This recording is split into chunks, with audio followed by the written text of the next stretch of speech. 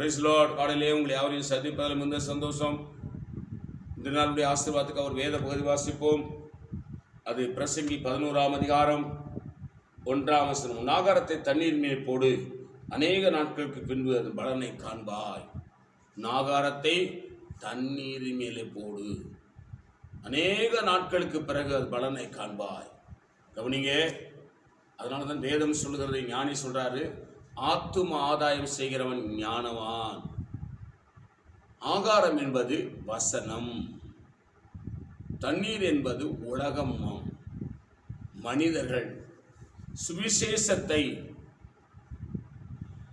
நம்முடைய வாழ்நாளில் யாரை முதல்ல சந்திக்கிறோமோ, தினந்தோறும் யாரை சந்திக்கிறோம், அவர்களுக்கு இயேசு நல்லவர், இயேசுவை பற்றி நாம் சொல்லிட்டோம்னா தண்ணீரின் மேல் ஆகாரத்தை போட்டிருக்கிறோம். ஒரே நாளில் அது பலன் கொடுக்கும்னு சொல்ல முடியாது. என்னைக்கு இருந்தாலும் ஒரு நாளைக்கு அது பலன் கொடுக்கும்.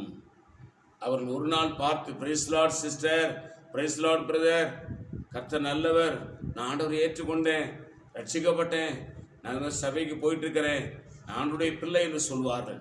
அதனால்தான் சாலமோன் சொல்கிறார், தண்ணீர் மீன் உன் அப்பத்தை போடு, நீண்ட நாட்களுக்கு, அநேக நாட்களுக்கு பின்பு பலனை காண்பாய். சும்மா இருக்கக்கூடாது, தினந்தோறும் சுவிசேஷம் அறிவிக்கணும், தினந்தோறும் யாருக்காவது இயேசு பற்றி சொல்லணும். ஒரு நாள் முடியறதுக்குள்ள யாருக்கும் சுவிசேஷம் சொல்லாமல் நாம் உறங்க போகக்கூடாது. அப்படி செய்தால் அது மிகுந்த ஆசீர்வாதங்களை கொண்டு வரும். ஒரு ஆத்துமாவை மரணத்திலிருந்து, தீயிலிருந்து மீட்டு விடுவது பரலோகத்தில் மிகுந்த சந்தோஷம். இயேசு அப்படி செய்யும் பொழுது மகிழ்ச்சியாக இருப்பார். நான் உங்களுக்கு ஆட்சேபிக்கிறேன். பரிசுத்த பிதாவே, எங்களோடு பேசின நல்ல வார்த்தைகளுக்காக ஸ்தோத்திரம்.